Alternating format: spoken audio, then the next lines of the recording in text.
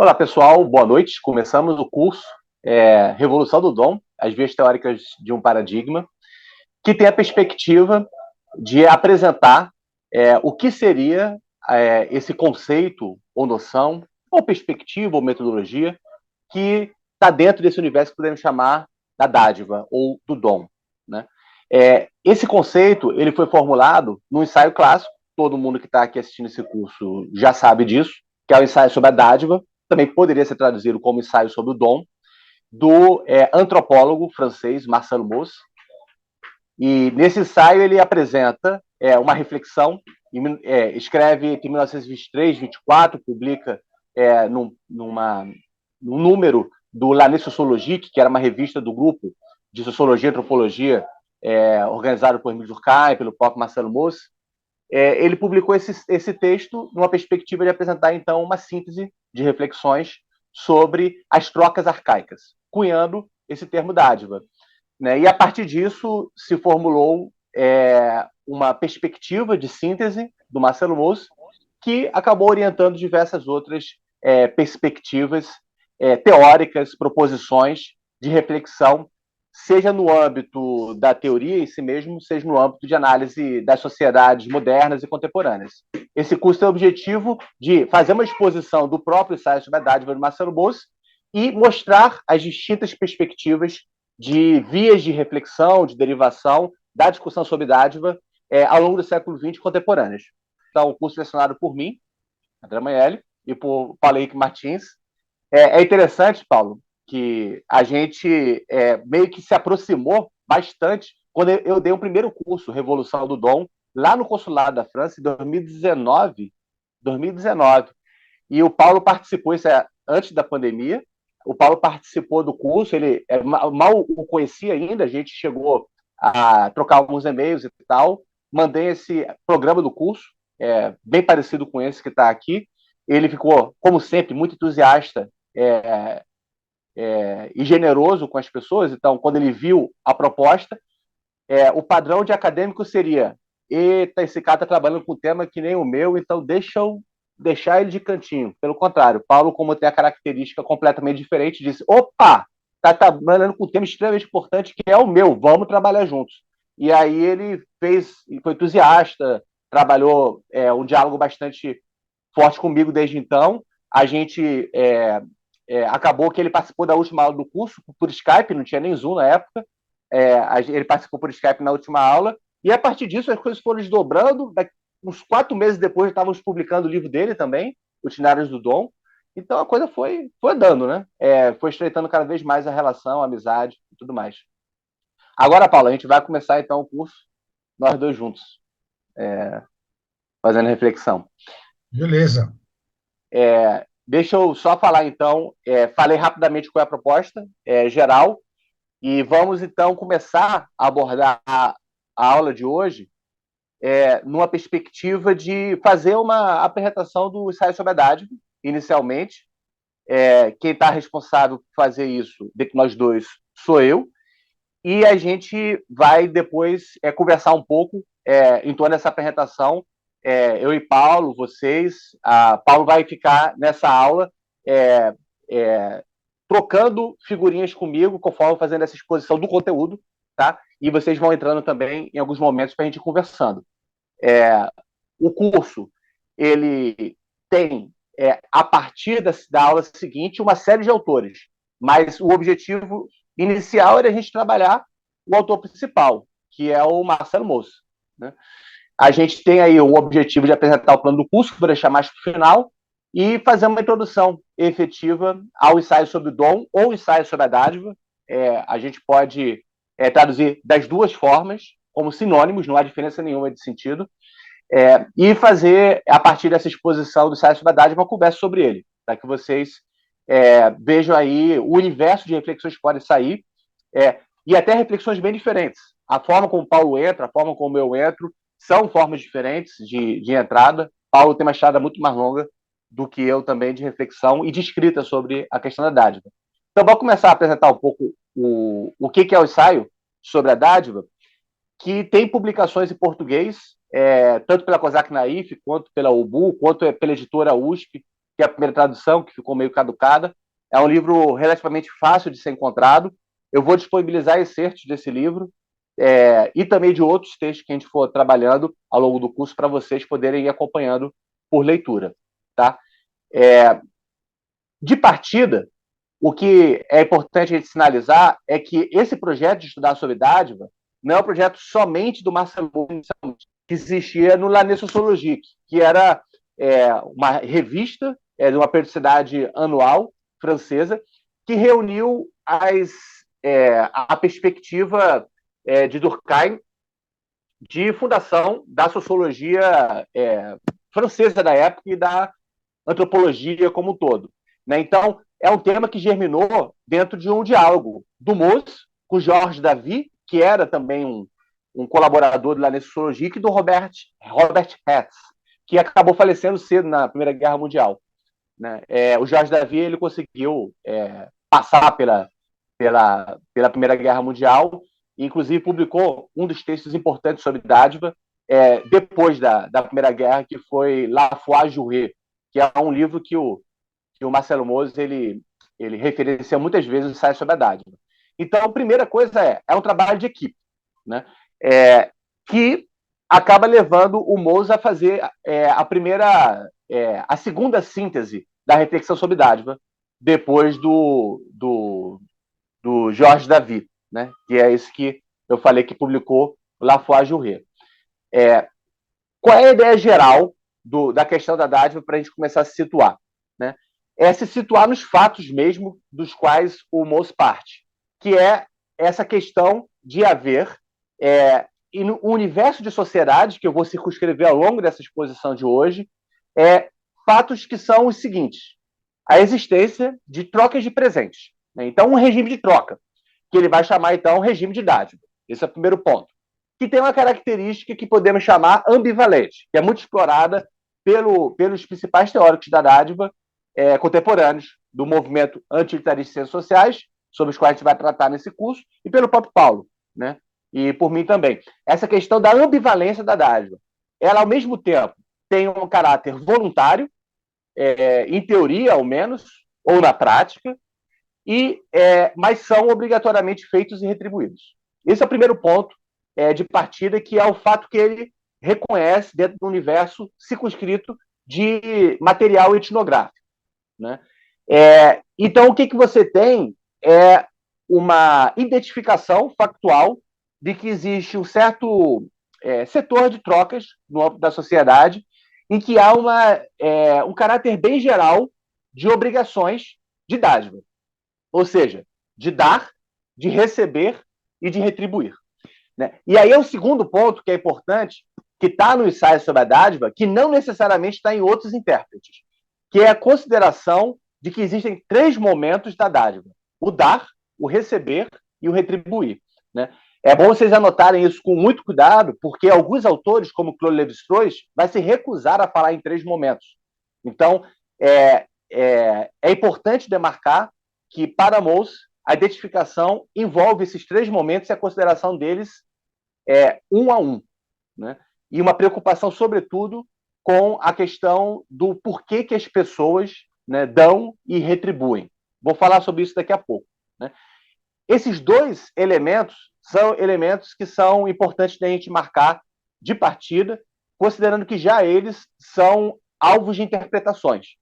Por exemplo, alguns autores vão tentar diminuir a ideia de uma ambivalência da dádiva e trazer a ênfase ou na voluntariedade ou na obrigatoriedade, ou no desinteresse ou no interesse. Então, primeiro ponto há um debate teórico, derivações teóricas distintas em relação a essa dimensão de voluntariedade e obrigatoriedade, né? Ou de interesse e desinteresse da dádiva. E o segundo ponto, que em relação a esses 3 momentos, nem todos os autores aceitam que há 3 momentos na dádiva. Né? Ela pode ter apenas um momento como considerado como um ato único e não como um ato em 3 momentos, como 3 atos. Né? Então, considerando esses 3 momentos de partida, sem ainda entrar no material etnográfico, vou deixar para daqui a pouco, a gente tem a obrigação de receber. Um rápido comentário que eu acho que ajuda ao pessoal entender esse movimento aí dos estudos sobre a dádiva, quando você falou do George Davi, que é a preocupação dele com a questão do contrato no diálogo da sociologia com a antropologia e com a etnologia. Quer dizer, é uma preocupação prática, como os indivíduos ou os grupos, ou seja, na prática, eles se organizam, porque sai um pouco da abstração da leitura racionalista, como se houvesse uma Uhum, racionalidade embutida dos indivíduos e que os indivíduos se relacionam segundo seus interesses, seus conflitos, mas essa racionalidade está embutida como se o contrato estivesse dado a priori dentro da racionalidade de cada indivíduo. Dentro da uhum, capacidade cognitiva de cada indivíduo, existe um contrato dado, ou seja, um contrato pré-estabelecido, mesmo dentro da proposta liberal individualista. Aqui não, nós vemos um problema concreto. A construção do concreto, de um contrato social envolvendo famílias, é uma questão que exige uma política, como o Caí fala. Um problema político, porque tem que uma articulação de obrigações, de solidariedade, não é algo dado. Quer dizer, a vida social, o contrato social não é dado de uma forma abstrata, mas é dado de uma forma muito complexa a partir da experiência real dos indivíduos. Era isso aí que eu queria chamar a e atenção. dinâmica e processualista, né? O tempo todo Isso. sendo realizada, né? É, isso falou, Paulo. Eu acho que até para situar quem ainda não pescou esse ponto importante, até o Marshall Salles também fala isso muito bem. O ensaio sobre a dádiva é uma certa forma do Mose responder ao problema do que faz uma sociedade possível e o problema que no mundo, na filosofia moderna, Rousseau, Locke, Hobbes, eles basearam na ideia de que é o contrato que funda a sociedade baseado em uma perspectiva racionalista, no sentido de que o contrato deveria ter uma razão racional de fundação da sociedade, né? E a base seria o indivíduo. O que o Paulo está dizendo, e o Marshall Salles também foca muito bem isso, é que a resposta do Mose fala que a dádiva é contrato, mas não é no sentido racional, no sentido que Paulo indicou, né? Então, de certa forma, só complementando o ponto importante, então é um ensaio de filosofia política. É um ensaio que está respondendo a questões de filosofia política. Só que não é abstratamente, é analisando os fatos, os processos e tal. Isso é muito importante de sinalizar, né? Que é meio que a abordagem meio o lado etnográfico ou etnológico do Marcelo Mose é bem forte em relação a isso, né? Partir dos fatos e da descrição dos fatos, e não partir de abstrações. E aí tem os três momentos. Tá? A obrigação de receber, inicialmente, essa que ele está falando, e aí está primeiro no nível da generalidade, depois a gente vai entrar nos casos específicos que ele analisa, em que ele descreve aqui o momento que mostra bem o ponto da obrigação de receber. É um clã, os membros da família, um grupo de pessoas, um hóspede, não são livres para não pedir a hospitalidade, para não receber presente, para não negociar, para não contrair aliança, pelas mulheres e pelo sangue. Então, não há uma liberdade de não receber quando alguma coisa é ofertada, e até mesmo não há uma liberdade de não demandar, digamos, quando há uma necessidade de. Né? Imagina alguém que está como visita em uma determinada ilha, ele tem um certo dever de pedir hospitalidade, ao mesmo tempo que o anfitrião também tem dever de oferecer essa hospitalidade. Né? Esse é o primeiro ponto. Obrigação de dar. Né? Eu trago o exemplo dos Enderman, que não são muito trabalhados ao longo do ensaio sobre a dádiva, é só no momento específico. É um material de etnografia proporcionado pelo Radcliffe Brown, que era um antropólogo inglês. Mas o exemplo bom de dar está aí nesse exemplo. Né? Entre os Andaman, ninguém é livre para recusar um presente oferecido. Todos, homens e mulheres, procuram superar-se uns aos outros de generosidade. Havia uma espécie de rivalidade de quem poderia dar o maior número de objetos de maior valor, né, de mais valor. Pode ver que as coisas estão misturadas, né? Ao mesmo tempo que ninguém é livre de recusar o presente, também ninguém é livre para não dar presente, né? E aí há um ponto que é muito enfatizado em todo o ensaio, que a generosidade ela entra como algo que é um dever das pessoas, não somente uma liberalidade, e há uma rivalidade em torno de generosidade, né? Isso vai estar muito enfatizado quando ele vai estudar o Potlatch, que é no final da nossa aula que a gente vai trabalhar a questão do Potlatch, né? E, obviamente, você tem recusar a dar, negligenciar, convidar, assim como recusar a receber equivale a declarar guerra, recusar aliança e a comunhão, né? É bem isso que Paulo acabou de dizer, o quanto que o ponto da dádiva envolve a construção de um contrato, não em abstrato e nem por escrito, mas a partir de práticas de dar, receber e retribuir presentes, né? E a obrigação de retribuir, que é aquilo que a gente vai ver ao longo do primeiro exemplo do Malinowski, é aquela em que, uma vez eu tendo recebido algo, eu me vejo na obrigação de realizar essa retribuição, né? Neste ponto, o que vale enfatizar primeiro essa obrigação é implícita, não necessariamente explícita, né? E ela não é algo estabelecido por quem dá, mas é um compromisso, uma vinculação dada por aquele que recebe, que se sente na obrigação de dar, né? Um exemplo de retribuição muito claro para a gente assim, é na própria linguagem do português. Quando você fala, quando você faz um favor, alguém fala muito obrigado, né? O que a pessoa está dizendo? Eu me sinto obrigado a você, né? Então, aí está uma lógica de dádiva em que a pessoa que recebeu se vê obrigada a retribuir, se vê vinculada a. Só que a pessoa, exatamente por polidez, por protocolos de educação, quando escuta muito obrigado, fala de nada, ou por nada, exatamente para manter o regime da dádiva. Ainda que eu tenha te dado algo e alguém tenha sentido na obrigação de retribuir, você diz, mas foi por nada, foi gratuito. Eu não estou te obrigando a nada. E eu não tive interesse. O André, lembrar assim que essa ideia de obrigação não é a ideia de coerção moral no sentido do jurídico que nós utilizamos. Você é obrigado a obedecer à lei, não é? Você é obrigado de uma forma coercitiva. Essa obrigação tem um caráter sacrificial, né? Eu abro mão de alguma coisa em função de estabelecer um vínculo com o outro, né? Eu abro mão para receber adiante, eu abro mão porque é um sacrifício, é uma estrutura sacrificial que permite se construir os pactos afetivos e solidários entre os grupos sociais, do casamento dos grupos sociais, que dentro da lógica racionalista, cognitivista, não se entende o que é uma dimensão sacrificial na construção de um pacto social das pessoas. É muito baseado no interesse, inclusive que o Moussa que vai fazer a crítica, você vai trabalhar adiante, mas ele fazer a crítica do utilitarismo, assim, que na vida de tudo é interesse. Então, essa obrigação aí tem uma obrigação de caráter sacrificial, é um sacrifício. Eu abro mão de alguma coisa que eu estou controlando, que é meu, e dou ao outro. Eu me rasgo, eu me entrego para o outro ter algo de mim. Certo? E aí, nesse caso, tem uma dimensão afetiva bem considerável, né, na dádiva, né? É um regime de afetos. Terminando essa primeira parte, lendo só, então, como ele formula aqui o problema, tá? Aí o programa. Dá para vocês conseguem ver na tela? Né?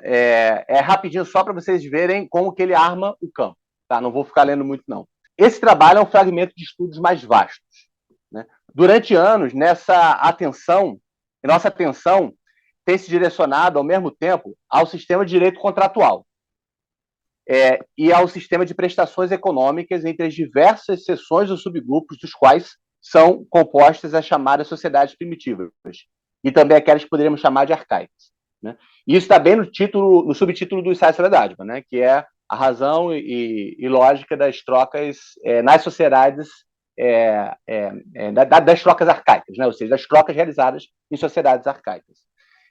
Há aqui todo um enorme conjunto de fatos, e eles mesmos são muito complexos. Tudo se mistura aí.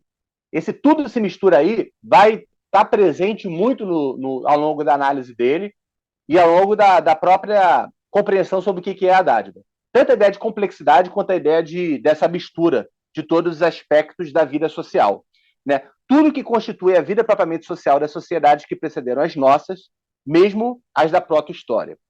Nesses fenômenos sociais totais, que é outro termo importante, né? Fenômeno social total ou fato social total.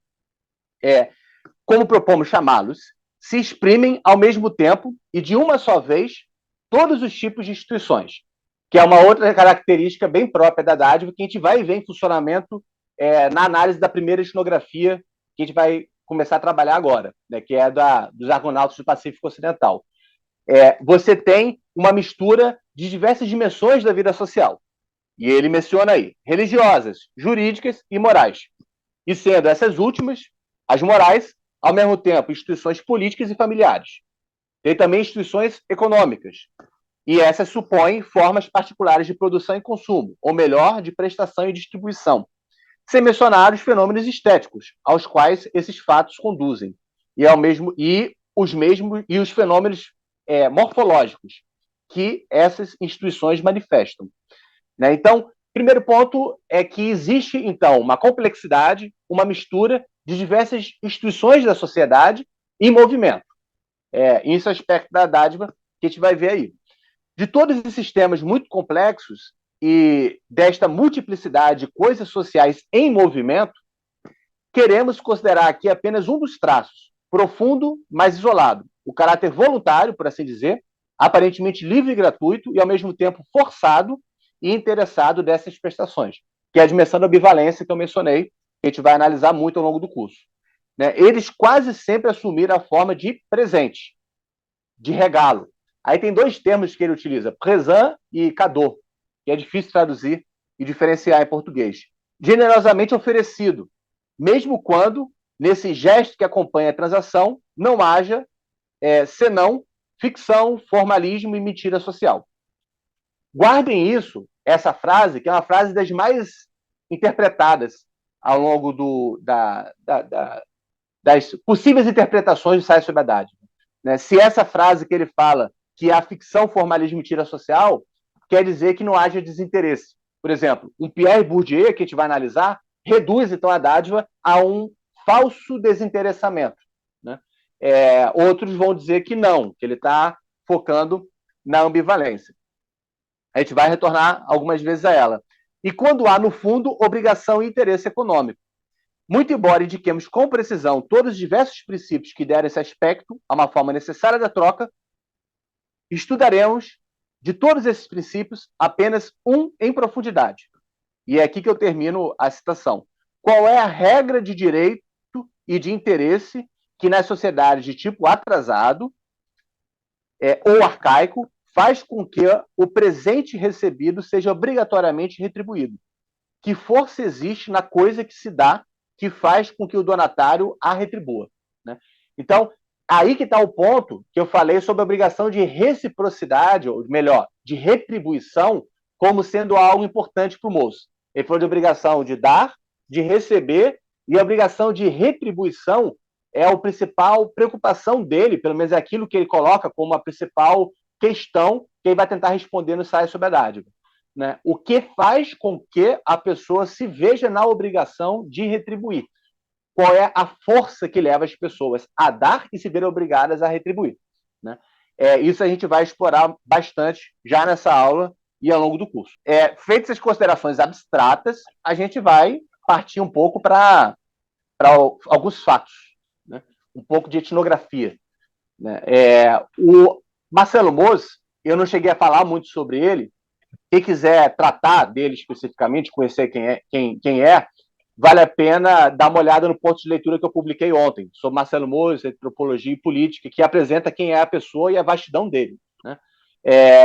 Para quem não tem conhecimento assim sobre antropologia propriamente, a antropologia, enquanto campo de reflexão disciplinar, às vezes se confunde o termo antropologia com etnologia. A gente não vai diferenciar muito antropologia e etnologia aqui, podemos escorregar entre um e outro termos, ainda que o próprio Mose, em um momento, venha a definir, resgatar o termo antropologia e dar um sentido positivo a ele na França. Não tem como entrar em detalhe aqui, né? Porque existe uma discussão muito grande se antropologia quer dizer antropologia filosófica ou quer dizer antropologia física e biológica e tal. Para a gente vai trabalhar dizendo que ele é antropólogo ou etnólogo, indiferentemente salvo quando tiver uma ressalva, uma explicação sobre isso. Enquanto etnólogo, ele está no momento, escrevendo em 1924, 1925, em que ele está numa virada da antropologia. E é isso que eu quero ressaltar aqui como um elemento importante. É o momento de uma saída de um certo tipo de fazer antropológico em que a tentativa de explicação dos diversos fenômenos encontrados nas sociedades chamadas arcaicas, primitivas, selvagens, tinham vários termos para isso, se buscava no século XIX explicar isso por sínteses teóricas que traziam uma visão de história em que existia um desenvolvimento, uma evolução, em que estas sociedades mostrariam certos fenômenos que corresponderiam, de certa forma, a uma infância da sociedade, das sociedades humanas. Então, existia certa pressuposição de que todos nós somos humanos, só que uns mais desenvolvidos, outros menos desenvolvidos. Existia aquilo que se chamava de uma antropologia evolucionista, que foi muito feita pelos antropólogos ingleses, franceses do século XIX e início do XX.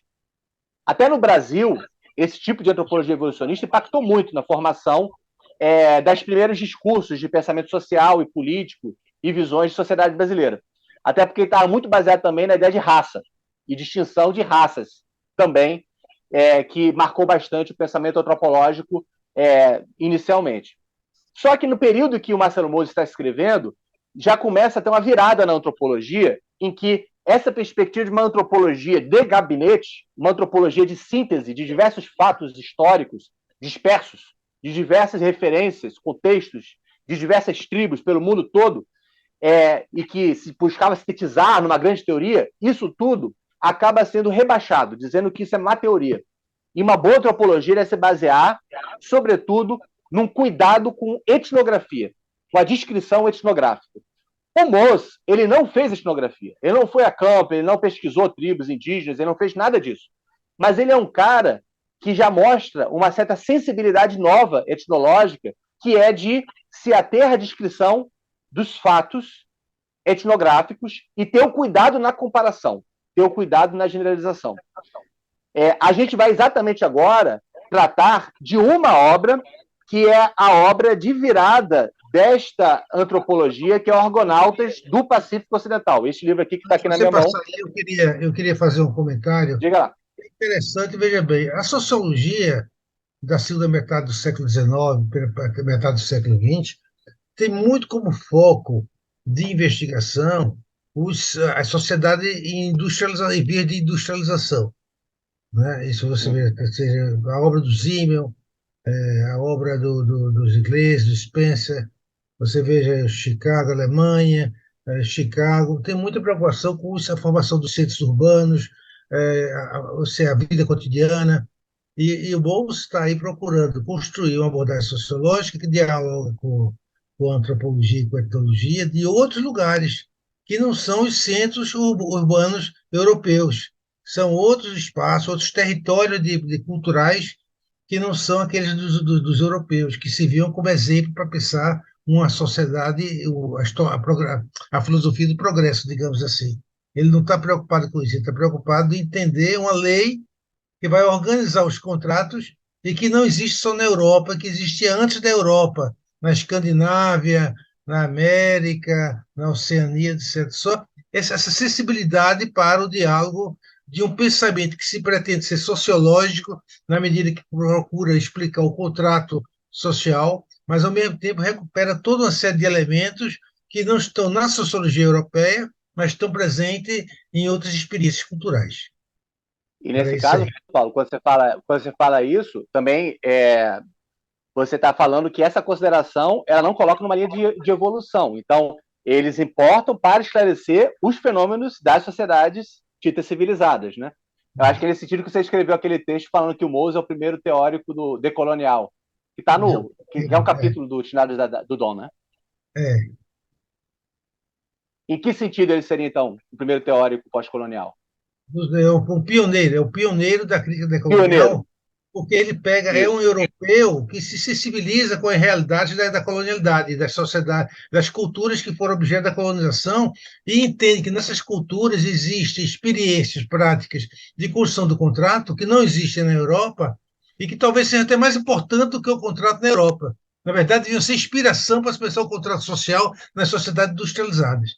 Ou seja, as sociedades não primitivas seriam exemplo para se pensar a questão do contrato na sociedade industrializada. Ao contrário da visão etnocêntrica, que entenderia que o contrato industrial, operário, contrato de trabalho, seria a base para a organização dos contratos nas sociedades primitivas que deveriam estar em objeto de evolução. Então, ele quebra um pouco esse ideal da filosofia do progresso através de uma abordagem de uma leitura transversal que incorpora um pluralismo, um pluricentrismo cognitivo e moral. E uma obra um pouco anterior a esse Ensaio sobre a Dádiva, que é de 1924, é esse texto aqui do Malinowski, que é um clássico da antropologia, que está fazendo essa passagem, né, que é o Argonautas do Pacífico Ocidental, um texto de 1921.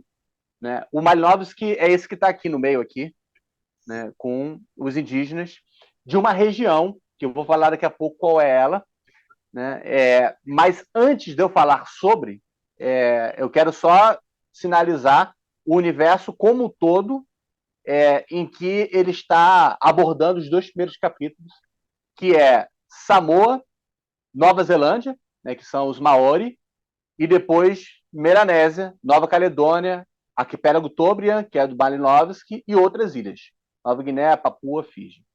Em termos de organização geográfica, a gente tem aqui, ó, Polinésia, Melanésia, Austrália. Sabe aquelas coisas, você vai no mapa, você vê aquele monte de ilhazinha, aqui é a Nova Zelândia aqui, né? Tem os Maori. Essas monte de ilhazinha aqui são o universo que é estudado pelo Malinowski e por outros etnógrafos da época. E o Moser ele vai focar bastante no material do Malinowski, que está trabalhando dentro desse universo aqui da Melanésia. Então, esse é o universo etnográfico em que ele vai começar a fazer a análise dele neste livro aqui, Argonautas do Pacífico Ocidental, Malinowski, e o Moço vai partir dessa constatação do Malinowski para abordar o ensaio sobre a Dádiva. Então, comecemos falando sobre isso, sobre Malinowski, Argonautas do Pacífico Ocidental, Melanésia, sobretudo as Ilhas Tobrian. Qual é o problema existente nesse livro? Que está fazendo essa reformulação que Paulo já apontou. Né? É uma questão em que a própria ideia sobre o que é a experiência econômica está sendo rompida. Né? Ele vai analisar um sistema, que é esse que a gente vai ver agora com cuidado, o sistema do Kula, que acaba virando um conceito para falar sobre um certo regime de trocas nessas ilhas Tobrian, na Melanésia, em que as trocas elas não são meramente econômicas e os indivíduos engajados nessas trocas têm uma forma de comportamento, têm uma série de regras, valores, condutas, atitudes que não são de uma economia natural, como pressupunham os economistas, não são de escambo, como se pressupunha também, como sendo a forma pela qual as pessoas trocavam em sociedades primitivas, e também não são de atitudes calculistas, utilitaristas. São uma forma de troca que não se reduz a nenhuma dessas características. Escambo, conduta maximizadora de interesse, nada disso. E o interesse, então, do Malinowski é mostrar como que funciona o Kula.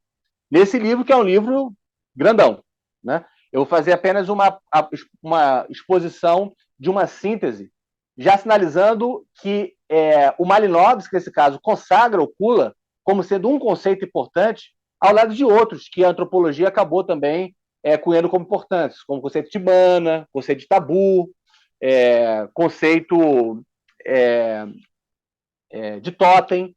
Então, o Kula é um conceito clássico da antropologia, e esse foi cunhado pelo Malinowski ao trazer a língua nativa dos nativos das Ilhas Trobriand. Qual é a característica dele? Primeiro ponto importante, o Kula funciona na forma de círculo. Tá? Vocês vão ver exatamente isso quando olharem esse mapa aqui. Vejam só, as ilhas são essas aqui, né? Em que tem a ilha principal, né, as ilhas Tóbria e algumas ilhas em torno, né? E o circuito do Kula, ele vai fazer esse movimento aqui, tanto no sentido horário quanto anti-horário, nessas ilhas Tóbria, tá? Eu vou daqui a pouco explicar como é que ele funciona. É um circuito, então, o Kula. É um círculo que funciona tanto no sentido horário quanto no sentido anti-horário. Esse é o primeiro ponto, né? Em que está o tempo todo trocando certo tipo de artefato, de bem, que vai circulando. Qual é a característica desse bem? Vamos ver daqui a pouco. Então, é um círculo, um circuito, que se troca o tempo todo, em constante movimento, bens. Essa é a primeira característica do Kula. O segundo ponto é que é um todo entrelaçado, né? Que tem uma série de relações extremamente complicadas de parcerias e amizades entre as pessoas que trocam esses bens, né? Então, é um circuito que leva a um tecido de relações entre indivíduos e tribos. Essa é a segunda característica, né? Como é que ele funciona? No sistema de dar, receber e retribuir, como a gente falou, e de forma alternada. Se eu dou um determinado bem para o Paulo, Paulo não devolve imediatamente. Existe um lapso de tempo. Ele muitas vezes pode demorar 1 ano, 2 anos, para que efetivamente retorne para mim aquilo que eu dei. Ou retorne uma outra coisa que entra como equivalente daquilo que eu dei. Existe um lapso de tempo entre o dar e o retribuir. Tá? Qual é o bem que é distribuído? É esse aqui, que é o Vaigua, que são o Sulava e o Muali. O que é o Sulava? É este aqui. É um colarzinho de conchas. Tá? Esse colarzinho de conchas, por exemplo, está no pescoço dessas mulheres aqui, melaneses. Essa foto tirada pelo próprio Malinovski, né? Então, o Sulava é um bem que não tem um valor econômico propriamente e é também muito pouco usado. Às vezes, até quando o Sulava é muito importante, ele não tem uso nenhum, só fica guardado e tesourado. Ele não tem nenhuma função de uso do dia a dia. Ele só é utilizado em grandes cerimônias e até alguns deles, os mais preciosos, nem mesmo em grandes cerimônias são usados. E não é só isso. Normalmente quem usa não é quem tem. Então, não necessariamente aquilo que você tem como um sulava, bonitão, vai ser usado por você, você empresta para outrem. Então, não tem nenhum uso pessoal propriamente do bem. Ou seja, é um bem que é adornado, existem formas cada vez mais sofisticadas de fazer, existem escalonamentos entre o sulava pobrezinho, o sulava muito sofisticado, e eles não têm uma função de utilidade imediata. Guardem isso. E existe este outro aqui, que é o Muali, que é um bracelete, que também tem essa característica de não ter uma utilidade imediata, né, que tem uma característica estética muito grande e que não tem uma utilidade imediata, que tem nessa foto aqui desses dois aqui numa festa. Então, o que são trocados são esses: o Muali e o Sulava, né? O Muali, o bracelete no braço, e o Sulava aqui no pescoço. Esse é o primeiro ponto, então, de dizer: há esses bens sendo trocados. Qual é a característica deles? Vamos ver. O que a gente tem, então, nesse sistema? Aquilo que o Moço já. Diga lá. Eu queria lembrar que essa questão do ritual é algo que também já está presente em Durkheim, né? A preocupação com o Sim. ritual.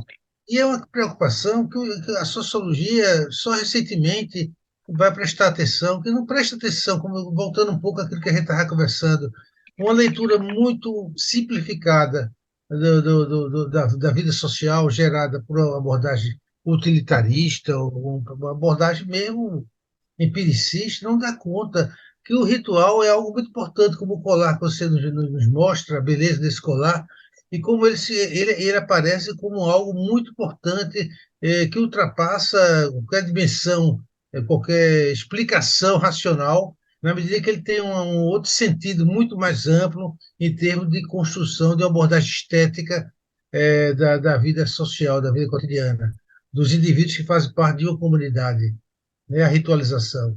Eu acho que é um problema que a sociologia só recentemente passou a ter mais essa preocupação efetiva? A antropologia teve sempre, mas a sociologia muito raramente, né? Muito raramente.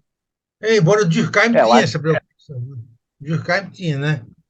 Eu acho que ele tem sim. essa.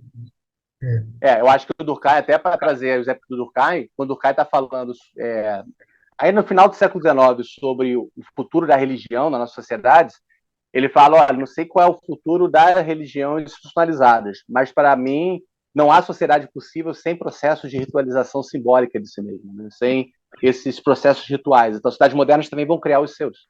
É, ele tinha essa tensão. é, E aí, no caso, existe então os rituais de trocas desses bens, né? Em que se dá e recebe alguns dão e outros recebem, e vai fazendo o circuito então entre receptores e doadores. Tá. Esse circuito é feito aqui nessas ilhas aqui, em que um deles vai no movimento horário e outro vai no movimento anti-horário. Deixa eu só mostrar aqui. Aqui, ó. O Sulava, ele vai no sentido horário e o Muali vai no sentido anti-horário.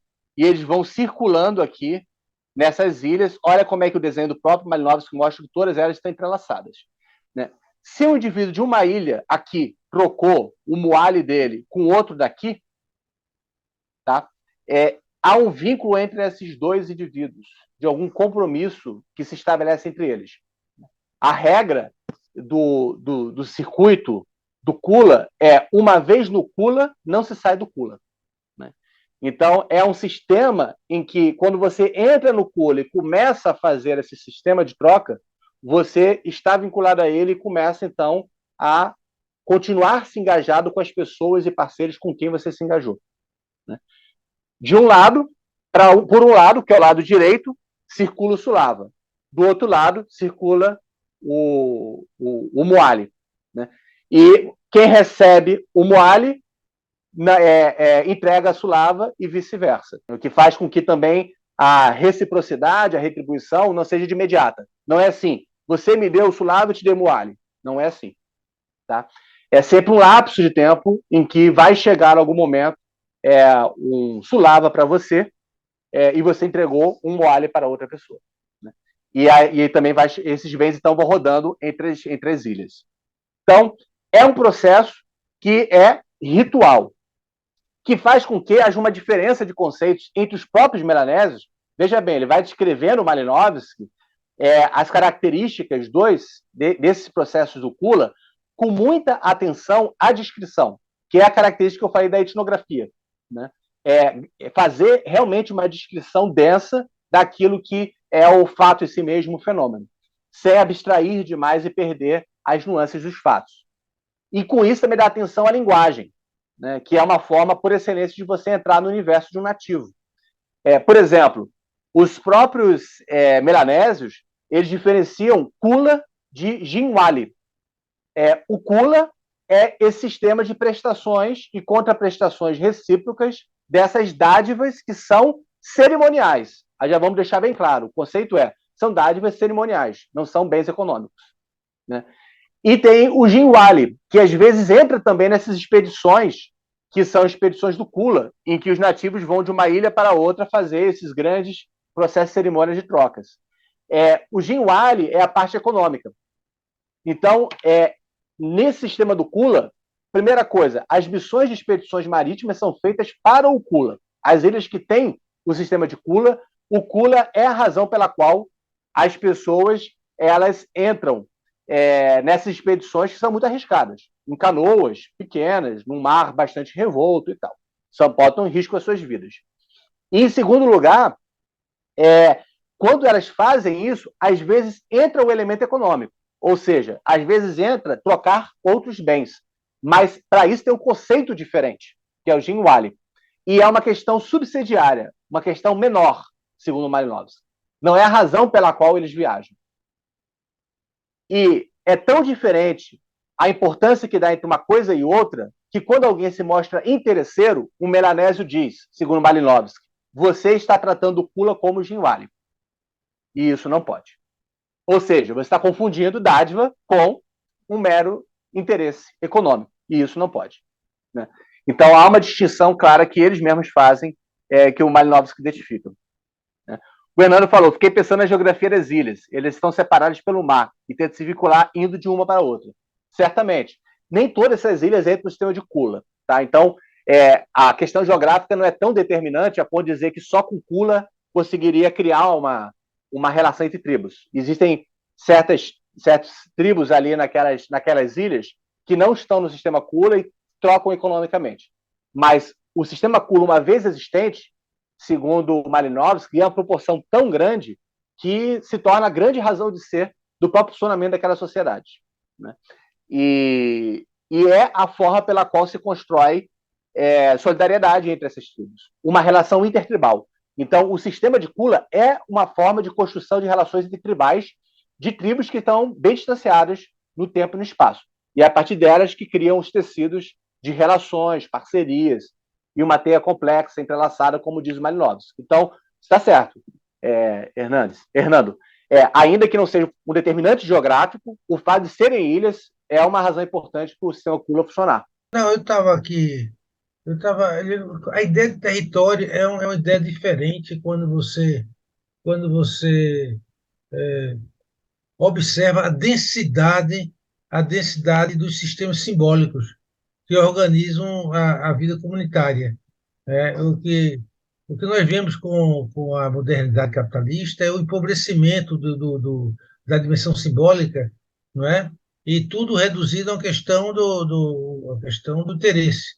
E se perde tudo isso, inclusive na dimensão da família, na dimensão dos amigos, se perde muito a complexidade daquele sistema de visitas mútuas dos territórios, de uma ilha para outra ilha, e costurando uma dimensão territorial que tem, sobretudo, um valor simbólico antes de ter um valor material em si dentro daquela comunidade. E eu acho que isso que você acabou de falar conecta com o ponto do cerimonial, o fato de que é um bem cerimonial e são cerimônias que são feitas. Então, a dimensão simbólica é a razão de ser disso está sendo feito, né? E esses bens, eles não têm razão utilitária, têm usos muito raros e, quando eles são feitos, são com caráter meramente cerimonial simbólico. E aí o Malinowski compara com duas situações diferentes. Primeiro com as joias da coroa, que é da coroa britânica. Malinowski, polonês, mas ele situado no contexto inglês, né, como antropólogo da antropologia britânica. Mas o exemplo das joias de coroa também pode ser feito o exemplo de joias de família, ou bens que são necessariamente bens com muito poder, muito valor venal. Pode não ter até um valor muito grande em termos financeiros. Quando você pensa em joia da coroa, o próprio Malinowski fala que tinha coisas horrorosas que eram joias da coroa, não necessariamente de grande valor financeiro. Quando você pensa em bens de família, não necessariamente aquilo que é um bem cerimonial importante de família é uma joia de ouro, pode ser uma coisa menor, mas tem uma história. Isso que é o ponto Malinowski. Cada objeto do Kula, né, cada sulava, cada muali tem uma história que é narrada com muito orgulho pelas pessoas que os possuem. E aí é uma teia de histórias que são tecidas juntos com esses cerimoniais de trocas desses bens, né? Então, as joias da coroa, ele fala que também acaba aparecendo isso, ou joias de família. Também essa característica cerimonial em que há memórias e relações afetivas que estão vinculadas e também são transportadas por esses bens, né? Ou seja, uma dimensão, sobretudo, de memória e simbólica. Agora, às vezes, também, ele fala que tem característica de troféu no seguinte sentido. A principal diferença que tem em relação às joias de coroa, joias de família, é que esses bens eles não são possuídos pelos indivíduos. Ou seja, não vira propriedade dos indivíduos. Esses bens são trocados o tempo todo dinamicamente. Então, a ideia de propriedade que se tem no sistema Kula é a ideia de que o possuir é dar. Ou seja, aquilo que eu possuo não é meu, ele deve circular. Então, só se possui um bem desse durante alguns anos, no máximo. E eles têm que circular, têm que ir adiante. Então, essa dimensão simbólica desses bens não é se tornar uma propriedade de alguém que tesourou. É aquilo que você possui enquanto algo que está já fadado a ser dado e fazer circular dinamicamente nesse sistema de cura. E quanto maior o status da pessoa, porque existem hierarquizações de status nessas ilhas, não é uma democracia igualitária. Existem distinções de status entre os indivíduos. Quanto maior o status do indivíduo, mais ele tem a obrigação de generosidade e de dar. Né? Tanto de dar o mais bonito, quanto também de fazer mais coisas circularem. Então, a ideia de poder ou de riqueza está associada à disponibilidade de dar, generosidade, e não de entesourar e possuir, mas sim de quanto mais coisas você colocar em circulação, quanto mais generoso você for, mais você tem poder. E mais a sua posse está marcada. A posse pela circulação, e não a posse por guardar num cofre. Né? Então, isso é um ponto, acho que é muito importante, que reforça mais ainda o que Paulo disse, é a própria reconfiguração da ideia de riqueza e de propriedade que está presente numa análise do negócio desse. Né? Uma outra coisa que está, eu já falei do lapso do tempo, obviamente, André, entre uma coisa e outra. Diga.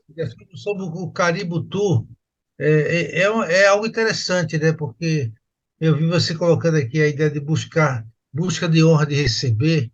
É como se ele fosse algo intermediário entre a construção do dar e do demandar, né? Uhum.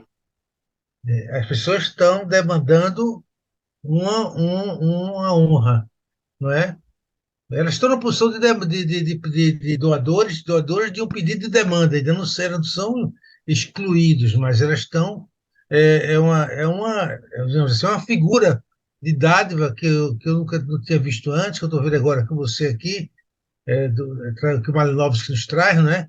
E que parece que ela abre um espaço intermediário entre o dar e o demandar. Assunto que você certamente vai falar mais adiante, mas eu gostaria de registrar que o Caributu tem um pouco dessa característica aí, me pareceu interessante. Muito interessante, que é bem isso, porque eu ainda devo abordar mais isso nos outros momentos, porque tem mais sutilezas no Malinowski. Mas, assim, existem várias formas de dádiva. Essa que o Paulo disse, que é essa a dádiva que solicita algo. Então, se você tem, isso, você tem alguém que tem um muali que é muito, muito desejado. O que você tem? É a dádiva de solicitação. Você tenta trazer a alguém uma demanda desse muali. É claro que quando você pensa nesse conceito, ele pode se aplicar em várias formas pelas quais na vida social, e a gente tem exemplos na nossa própria vida, de tentativas de solicitar algo que é uma demanda que você tem, que pode ser simbólica, material, pode ser de afeto, pode ser atenção. Então, é uma dádiva de solicitude. Você poderia me dar isso. Isso é feito de forma não explícita nessa dádiva de solicitação, que é o Caributu, que está muito associado a esse orgulho e renome que você pode ter por ter uma boa posse. Ou seja, um belo moale, ou uma bela sulava, que vai ter que ser posta em circulação, mas ela ter passado por suas mãos. Né? Pensando que isso é simbólico também, há diversas dimensões simbólicas que têm a ver com isso. Né? Essa circulação de afetos, de simbolismos, de dimensões de renome, que não necessariamente passam por ter um objeto material, mas sim uma atenção de alguém que alguém que pode ter aspectos de riqueza moral. Né? Isso tudo pode estar nessa dimensão. Tem outras dádivas que estão presentes, que é o vaga, que é a dádiva de abertura, que é o presente que abre uma relação. Né? Então, quando você recebe uma dádiva que abre a relação, você está engajado na relação, você é obrigado a retribuir. Isso é muito interessante, que leva também alguns, aí no caso, o Mose analisa isso quando ele trata do mundo germânico, em que a própria ideia de dádiva, gift, pode ser veneno também, porque às vezes a dádiva de abertura, se ela for mal intencionada, te engaja numa relação que você não quer. Né? Então, a dádiva tem essa ambivalência, que às vezes pode ser utilizada para prender a pessoa, para engajá-la vinculada numa relação envenenada. Né? Então, existe a dádiva de abertura, que é o vaga, existe o base, que é o presente intermediário, que é muito interessante. Você se vê obrigado a retribuir. Só que você, às vezes, não pode retribuir um equivalente. Porque A dádiva envolve você, no mínimo, ter que retribuir um equivalente. Só que você pode não ter condições de retribuir um equivalente. Você recebeu algo tão precioso que não tem como retribuir. Como é que eles faziam, então, para lidar com isso? Eu não tive condições de retribuir, então eu dou um base, que é um intermediário que suspende a dívida. Ou seja, permite que, num outro momento, você retribua. Então, é um adiamento da necessidade de retribuir um equivalente. É um intermediário entre a dádiva que você vai retribuir em um determinado momento, né, e a reafirmação do compromisso. Eu estou te dando algo menor, mas eu sei que eu tenho que te dar algo maior. Tem o utile, que é o conta presente, e o cudo, que encerra, digamos, uma relação, de dádiva. Só que, como é o circuito, tudo que encerra abre também. Né? Então, você está sempre numa relação em que pode retornar o dar, receber, retribuir em circuito. Né? Não necessariamente se encerra uma relação quando você retribui. Simplesmente aquilo que você retribui entra como algo que abre uma nova dívida, abre a necessidade da outra pessoa dar de novo. Um último ponto que vale ressaltar nessa análise do Malinowski é que a necessidade de retribuir ela não pode ser negociada, pechinchada. Não existe algo de estou aqui pechinchando, regateando para conseguir um preço menor. É uma questão de moralidade, de renome e de honra. Você estabelece o equivalente. Eu, quando te dou, não cobro. Eu não cobro, isso é feio. Eu te dou. E você estabelece o equivalente. Não existe uma negociação entre nós sobre o que equivale aquilo e quando você tem que retribuir e quanto você tem que retribuir. Alguma observação, Paulo, sobre isso? Eu acho interessante o que você está falando, porque você tá trazendo, resgatando a questão da circulação dos bens em favor do laço social, trazendo elementos de complexidade. É como se, além daqueles três elementos básicos que foram nomeados, dar, receber, retribuir, tem dar mais ou dar menos, receber mais ou menos, receber total, ou retribuir um pouco, depois retribuir mais. É como se na vida real, de fato, é assim.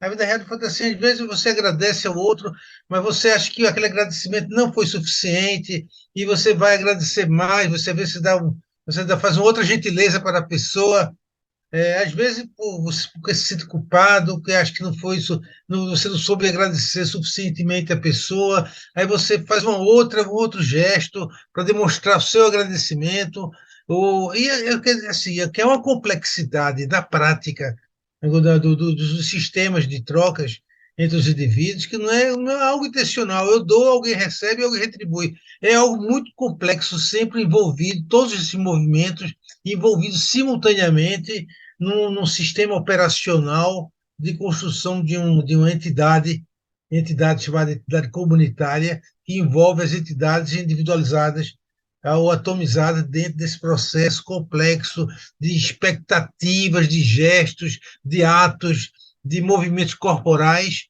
de bens culturais que dão uma dinâmica belíssima sobre o que é, de fato, a joia da coroa da vida social.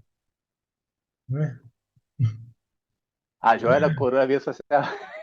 É o simbólico, né? É bem isso. E o que o moço está. Eu acho que tanto o moço quanto o Caio estão mostrando é exatamente isso. A vida social é tecida por relações simbólicas. É isso. E o que é interessante do moço, que o Paulo acabou de dizer, é exatamente isso. A nível de complexidade das relações não é simples, não é algo geral, receita de bolo. É no tete a tete, na relação, na prática, nas várias facetas das relações de dar, receber e retribuir. Nesse ponto, eu queria ressaltar que o próprio Malinowski ele fala o quanto que a iniciativa econômica e o ritual formam um todo inseparável no sistema de Kula. Isso é citação do próprio Malinowski. Os dois estão entrelaçados. E é por isso que há uma revisão completa da ideia de que existe uma vantagem material de tipo meramente utilitário. Não é disso que se trata. Então, para terminar o Malinowski e voltar para o Moss, o que a gente tem é uma crítica, a partir do sistema do Kula, a todos os pressupostos da economia da época, da ideia de o que é valor, do que é riqueza, do que é propriedade, do que é troca. tudo isso está sendo reconfigurado quando você estuda um sistema como esse, com o sistema de Kula. Para eu terminar de citar o próprio Malinowski e partir para o Mose, ele fala o seguinte na conclusão, Malinowski, para vocês pegarem um pouquinho a citação dele, o espírito do próprio autor. Tentei, na medida do possível, apresentar tudo em termos de fatos concretos, deixando os nativos falarem por si mesmos, realizarem suas transações e executarem suas atividades diante da visão mental do leitor. Tentei fundamentar meu relato com fatos e detalhes, equipá-los com documentos, números e exemplos de ocorrências reais, mas, ao mesmo tempo, minha convicção, expressa repetidas vezes, é de que o que importa não é o detalhe apenas, não é o fato, mas o uso científico que fazemos dele. Então, é importante capturar uma atitude mental fundamental e, assim, ampliar nosso conhecimento, alargar nossa visão e aprofundar nossa compreensão da natureza humana. Então, o que me interessa no estudo nativo é sua visão das coisas, sua Weltanschauung, sua visão de mundo, o sopro de vida e realidade que ele respira e pelo qual vive. Cada cultura humana dá a seus portadores uma visão de mundo definida, um certo gosto de vida. Algumas pessoas são incapazes de conseguir apreender essa visão de vida dos nativos, segundo ele fala. Ele fala, antropologia não é tratar os fatos etnográficos como peças de museu e nem como um anedotário, mas sim aprender esse tecido vital. Algumas pessoas são incapazes de captar o significado íntimo e a realidade psicológica de tudo o que, numa cultura diferente da nossa, é superficialmente estranho e incompreensível. Essas pessoas não nasceram para ser etnólogos. É no amor pela síntese final, adquirido pela assimilação e compreensão de todos os itens de uma cultura, e ainda mais no amor pela variedade e independência de várias culturas, que está o teste do verdadeiro profissional da autêntica ciência do homem. E isso envolve também uma sabedoria, enriquecer e aprofundar nossa própria visão do mundo, compreender nossa própria natureza e refiná-la intelectualmente e artisticamente ao compreender essas outras culturas. Então, o próprio Malinowski, ele tá numa obra, Argonautas do Pacífico Ocidental, de uma forma bem poderosa, 3 anos antes do Mose, preparando o terreno para o ensaio sobre a dádiva. Eu acho que essa revisita do Malinowski mostra a importância desse volume para a gente chegar no Mose. Né? Só para concluir a citação sobre a questão da sabedoria, ele fala, podemos chegar à sabedoria final socrática, de conhecer a nós mesmos somente se deixarmos os estreitos limites dos costumes, das crenças e dos preconceitos em que todo homem nasceu. Nada nos pode ensinar melhor do que ter esse conhecimento do hábito mental e das práticas, crenças e valores de outro homem, e assumindo o seu ponto de vista. Então, isso é o que a gente está fazendo no ensaio sobre a dádiva, né? Isso que o próprio Mose se propõe a fazer no ensaio sobre a dádiva.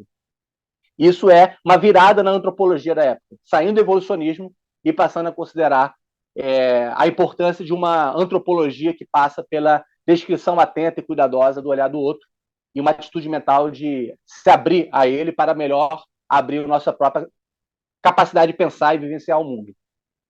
Sobre isso, algum comentário, Paulo? Sandro, você falando, me veio a questão seguinte, dessa natureza do indivíduo ocidental.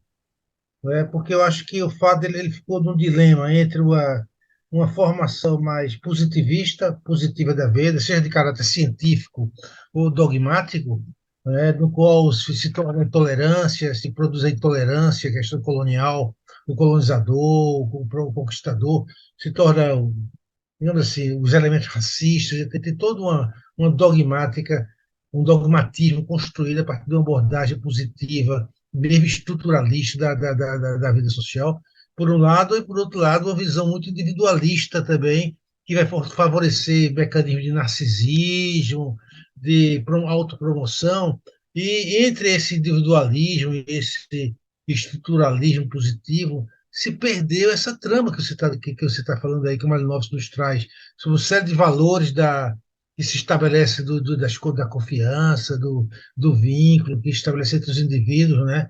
Que isso é algo que se faz de maneira processual, ou seja, há uma dinâmica processual no qual o próprio ato religioso ele é processual também. Ele é ritual, ele é sacrificial, ele é todo eivado de simbolizações.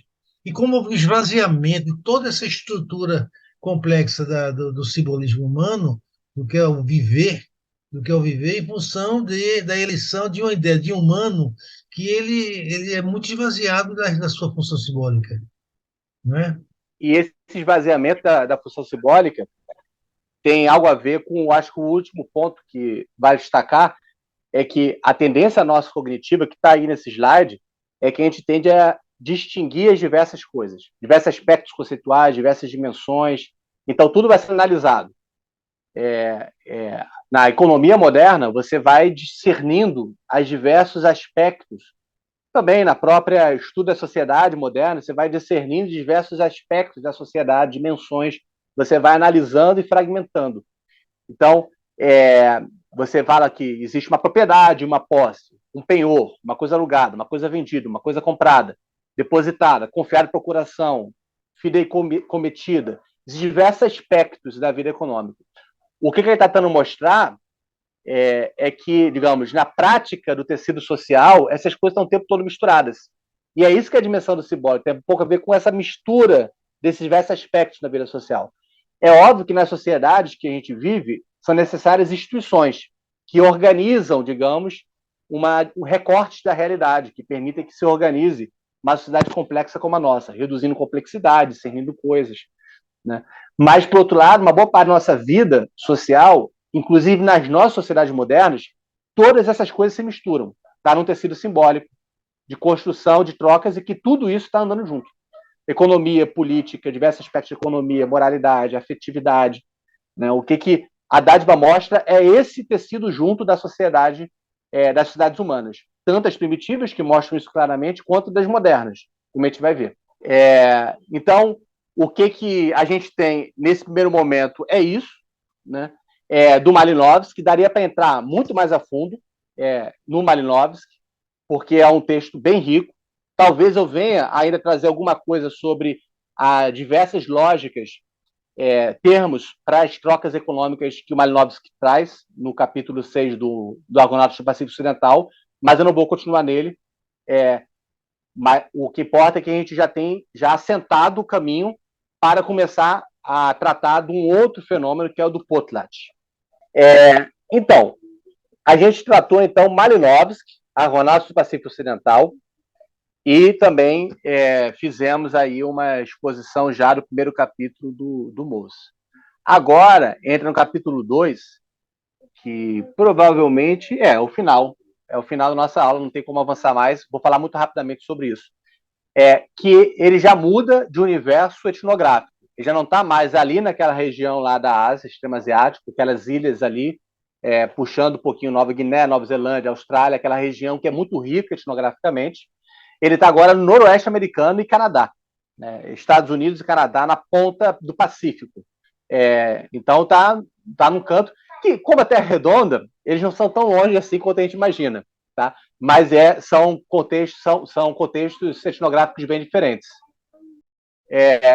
Você tem um contexto bem diferente, e aí eles estão aqui analisando eles estão analisando, ele está analisando o Mose agora, a gente já largou o Malinowski, 4 povos dessa região. Esse daí que é super difícil de falar, Coaguilts, mas na verdade a expressão seria essa que está escrita aí, Kwakwakawak, algo assim.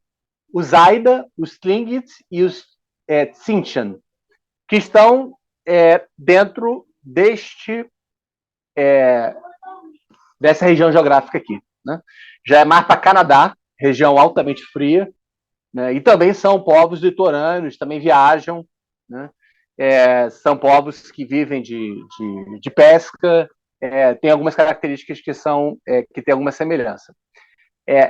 Já não está mais num diálogo com Malinowski. Aí já é um outro contexto de produção de uma etnografia, de material etnográfico extremamente rico, etnográfico, de descrição ritual, descrição de estruturas linguísticas, estudos linguísticos muito sofisticados no contexto dessas expedições Jesup North Pacific Expedition, que eram lideradas por Franz Boas, que é um dos maiores antropólogos do início do século XX.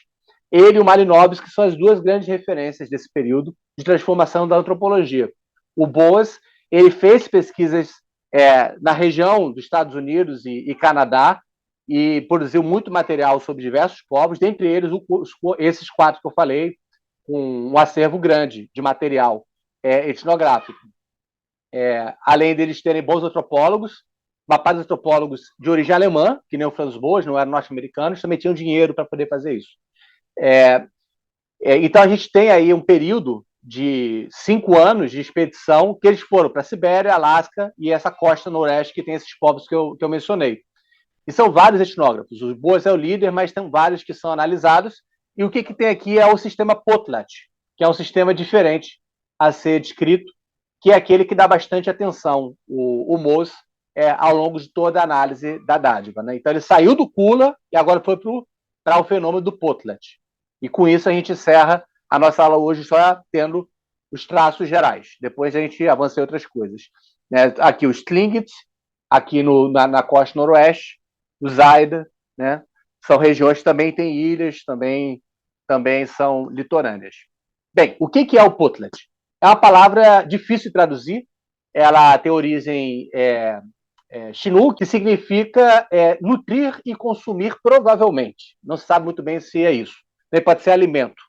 Né? Mas o sentido do Potlatch, ele tem muito associado a esse tipo de processo de consumação, de nutrição, que estava muito presente o termo dentro desses povos todos, do Alasca, costa noroeste americana, Esquimós, Canadá.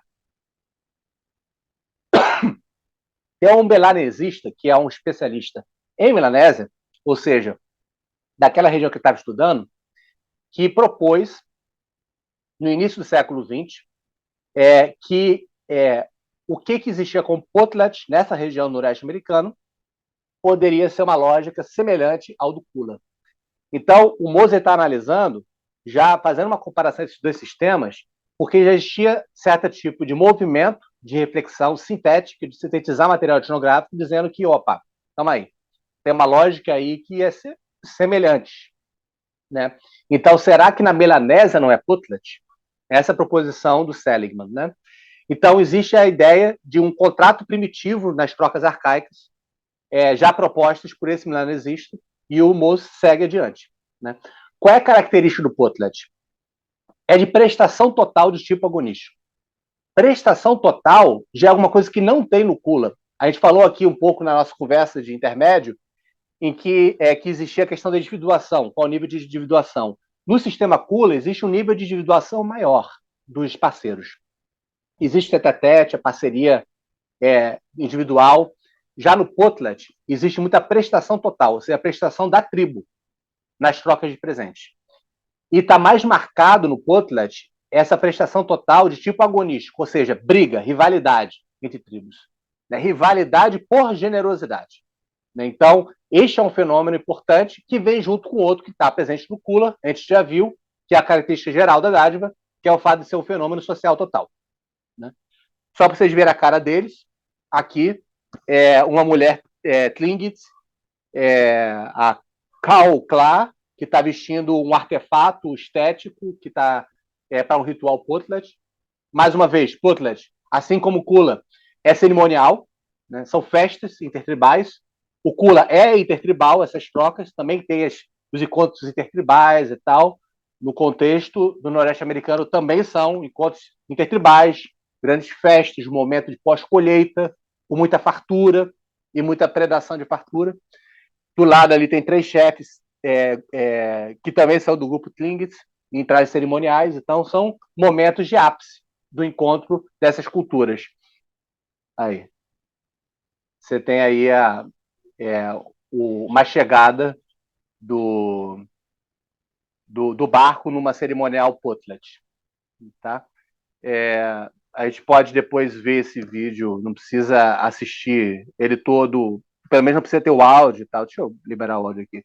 Mas o áudio tem nada demais. Before the coming of the white man, the Kwakiutl people lived along the coast. O homem está descrevendo um pouco o contexto de chegada. Here they built a rich mural culture, told in spectacular art and centered on the potlatch giveaway. For a ideia é só de mostrar para vocês o quanto que as pessoas em movimento, né? Não ficar assistindo o vídeo. And invited guests villages. Então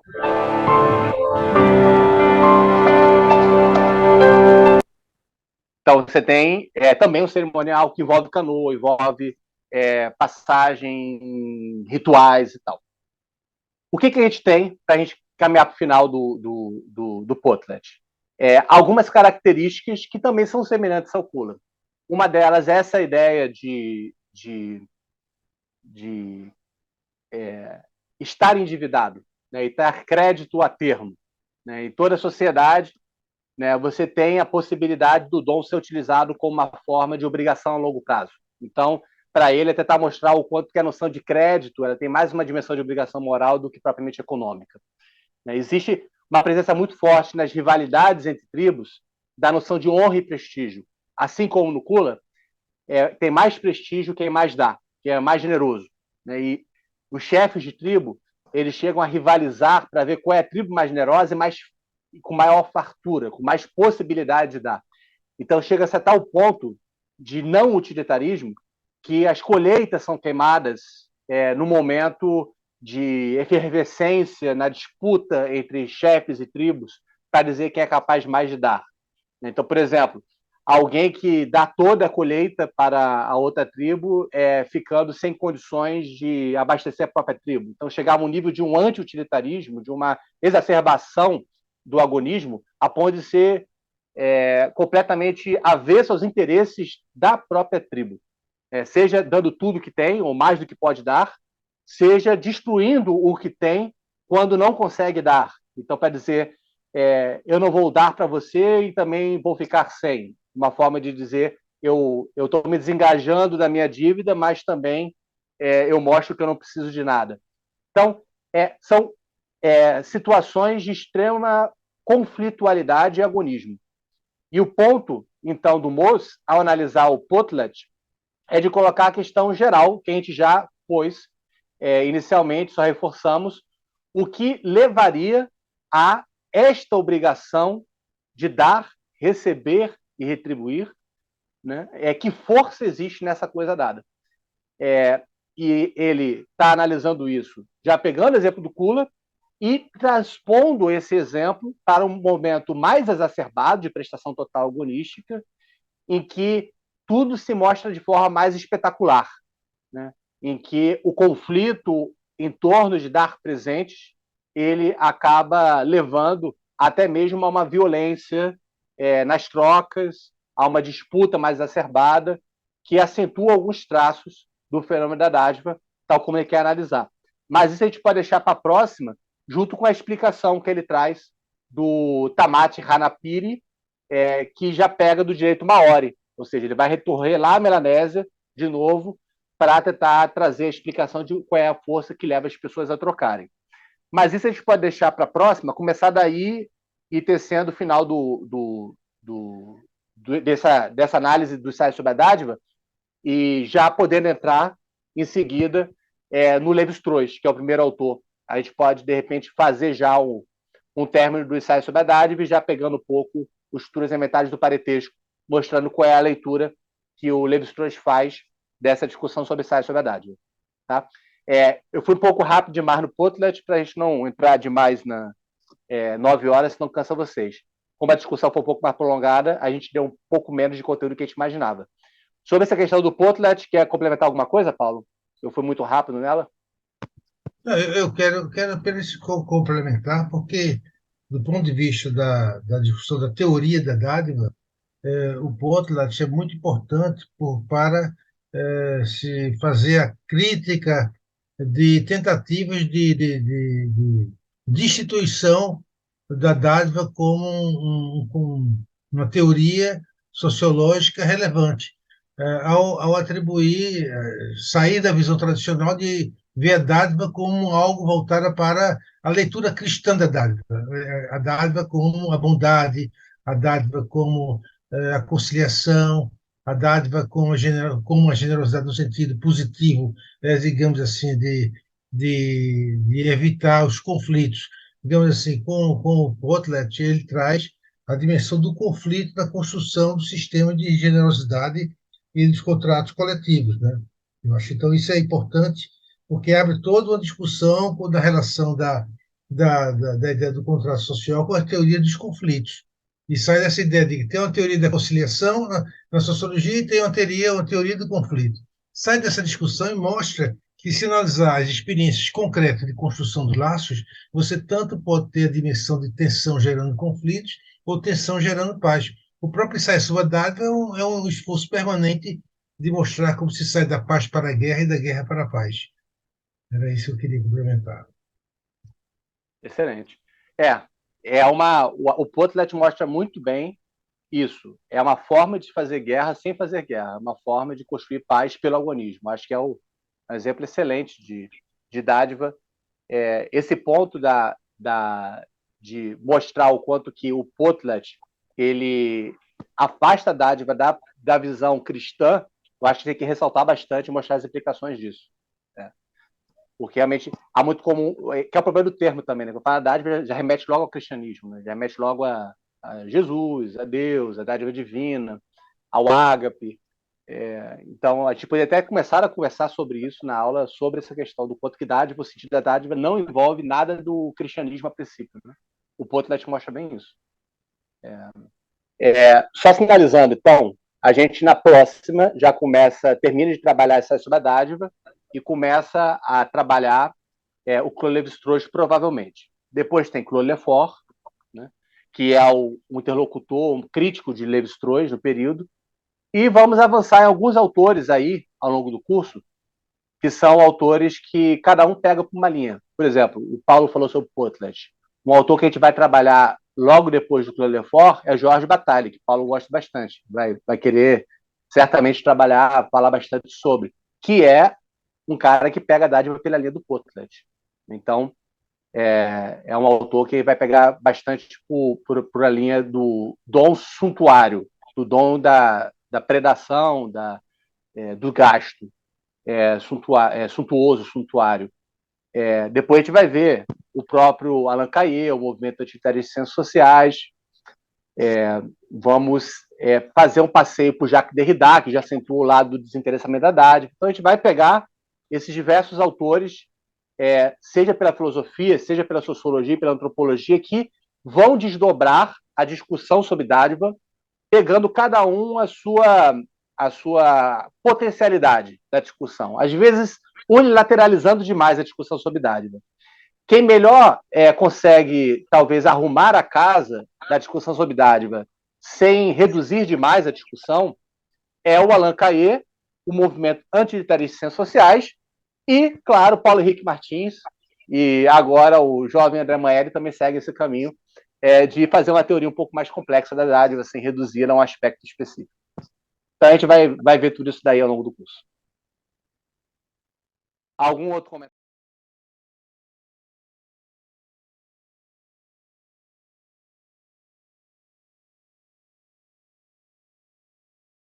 Não, eu acho que Maria, ela reforça um pouco o que está sendo colocado aqui. Aqui houve um empobrecimento muito grande das trocas simbólicas, né? As trocas simbólicas bem assim, dinâmicas, digamos assim, que está presente nas sociedades mais tradicionais e que se esvaziou um pouco com o utilitarismo da modernidade, né? Só isso, eu acho que eu concordo e acho que é importante que os estudos sociológicos retomem, aprofundem novamente essa complexidade do sistema vivo, né? O sistema vivo envolvendo os indivíduos e a comunidade, os laços comunitários. É isso aí, nada a mais acrescentar. Eu acho que, reforçando, ainda que o sistema do Kula ele envolva mais essas duas peças cerimoniais, agora a gente vai no Potlet, a gente vai ver que aí se troca tudo. Se troca bens, mulheres, alimentos. Então, mostra mais ainda como tudo está sendo movido, e a dádiva é isso, a mobilização de tudo que envolve construção de relações de parentesco, efetivamente. Né? Você tem uma questão que envolve relações de aliança, de confiança, de ter uma segurança de que o outro vai te dar presente, não vai te matar. E tem também a construção de uma relação de troca que faz a sociedade. Quem vai enfatizar muito o quanto que a dádiva pode ser traduzido em relações de parentesco é o nosso primeiro autor que a gente vai abordar, que é o Claude Lévi-Strauss, que vai escrever Estruturas Elementares do Parentesco, para trazer a questão da dádiva, dizendo: eu vou estudar uma dádiva que é constitutiva da vida social, que é o princípio de reciprocidade existente na construção de relações de parentesco. André, tem uma coisa que a Maria falou e você deve repetir, que eu acho que é importante, em algum momento, a gente voltar, é um debate amplo sobre a questão de troca de mulheres. Uma vez no debate da Unbox, alguém trouxe a perspectiva feminista, fazendo a crítica a essas sociedades tradicionais, como as sociedades indígenas na Amazônia, por exemplo, né? E que me tem levado muito a pensar sobre essa questão das relações de gênero. Se a gente pode falar se a relação de gênero cabe nessa discussão. Talvez a relação de gênero não cabe nessa discussão. Talvez tenha uma relação de poder que existe entre as partes constituintes do sistema comunitário, mas falar de relação de gênero é muito forte, na medida que as estruturas narcísicas não existem, não estão claramente estabelecidas aí. Há muita mistura de construções, de narrativas, de personagens, de representações que atravessam os sistemas familiares, de parentesco, etc. Agora, de qualquer modo, o que significa uma certa essa forma de organização do poder nessas sociedades tradicionais. Eu acho que isso é um tema que merece ter um aprofundamento. Muitas vezes a questão da reprodução da propriedade, quem assegura a reprodução da propriedade ou quem assegura a reprodução da espécie, a reprodução do sistema. Não é? Se, no caso as mães reproduzem mais, têm o poder de reprodução do sistema, da reprodutibilidade do sistema social, não é? E familiar, e o homem teria mais interesse na reprodução do sistema de propriedade. Penso que são escolhas, digamos, políticas dadas por diferentes comunidades que merecem um aprofundamento para se saber o que significa de fato que está, que está atrás da ideia de troca de mulheres. Talvez também tenha havido também trocas de homens, entende? Talvez a leitura do europeu sobre isso não dá conta da complexidade entre parênteses, de gênero que existe nesses sistemas comunitários mais tradicionais. E você tentar aplicar essas categorias que não cabe. É melhor você observar como os sistemas fluem, eles fluem, confluem, e você observar o lugar daquele tipo de troca ou aquela coisa dentro daquele sistema comunitário. Senão você vai fazer julgamento de valor sobre algo que é incomparável, de certa forma.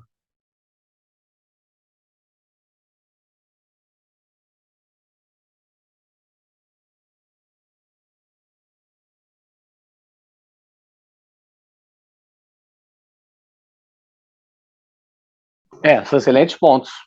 Excelentes. Eu acho que essa questão, a gente vai chegar a trabalhar o Cahiers, que eu acho que ele analisa muito essas ambivalências. Eu cheguei a escrever uma vez um artigo para o Jornal do Brasil, em que eu falo sobre essa questão da falsa generosidade que pode ser utilizada na dádiva. Eu acho que tem uma dimensão analítica e não normativa, em que você vai mostrar o quanto que os regimes de dádiva eles podem ser utilizados para formas de patrimonialismo, escravidão, submissão, numa relação de poder assimétrica. Isso existe. Eu acho que o livro que o Paulo vai publicar agora, o Políticas da Dádiva, está até aqui a prova dele aqui, eu acho que também não deixa de mostrar essa ambivalência dizendo, quando a gente vai pensar dádiva na política, aí eu estou falando por Paulo, o Paulo vai falar muito melhor. Muitos vão falar que dádiva na política é um problema, porque política ela deve operar sob regimes de direito e de impessoalidade. Quando entra a dádiva, entra nos circuitos perversos que a gente conhece muito bem no Brasil, na América Latina, patrimonialismo, clientelismo, relações de submissão, assimetria, reproduções de regimes populistas, tudo está utilizando lógica da dádiva. Mas há a possibilidade de pensar a dádiva como regime de reciprocidade não perverso, normativo, construtor de relações de confiança, de relações políticas. Né, Paulo? Pois é, André, eu vejo assim muito quando o Renan traz esse modelo do Cahiers. Eu acho que o Cahiers está pensando muito nesse modelo a partir da sociedade dos indivíduos já, mais contemporânea. O que o André está trazendo ainda aí, como Malinowski, o Bolso desse momento, é mais a pessoa moral coletiva, né? Dentro da linha do que Maria estava levando atenção, pessoa moral coletiva ela é mais, tem uma estrutura simbólica comunitária, que os conceitos que nós trabalhamos não são necessariamente aplicáveis a esses sistemas aí. Não é que não existe um processo de individuação, eu acho que é um processo de individuação, desde, pelo menos, o cristianismo, as sociedades tradicionais têm. Mas a categoria narcísica narcisista do indivíduo, para mim, não é evidente, né, nesses sistemas. Eu acho que eles são muito mais confluentes em termos de um reconhecimento mútuo do coletivo a partir de outros coletivos, mas não necessariamente a partir dos indivíduos dentro desses coletivos comunitários, né? Eu acho que isso faz diferença com relação às categorias sociológicas ocidentais. Tem um autor chamado Claude Lefort, que a gente vai tratar já na próxima aula, provavelmente, ou na terceira. Ele tem um ensaio que lá fala sobre a troca de luta entre os homens, que é mais conhecido, que a gente vai trabalhar, mas também tem um outro ensaio no mesmo livro, chamado Formas da História, que ele analisa, que ele fala da alienação como conceito sociológico. Ele está falando sobre o conceito de alienação em Marx. Só que quando ele fala isso, ele vai para a etnologia. Eu acho que isso a gente pode guardar para uma outra aula, mas já sinalizando isso assim de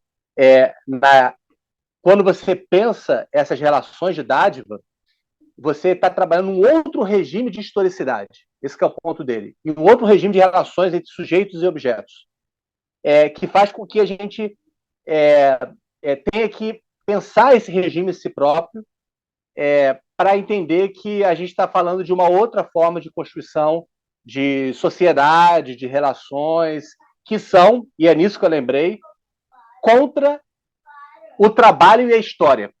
Ou seja, não são sociedades baseadas em sujeito contra objeto, que deve ser trabalhado para construir história. A gente pensa muito a nossa sociedade a partir dessa construção, né? Somos sujeitos diante de objetos, objetos que são objetos de trabalho. Quando você trabalha e cria, produz, você cria história. Essa sociedade de regime de dádiva que o moço está analisando não tem nada disso. Nem o sujeito, nem o trabalho, nem a história. Isso são regimes posteriores. E dá para a gente pensar um pouco as diferenças a partir do Claude Lefort, mas isso fica para outra aula.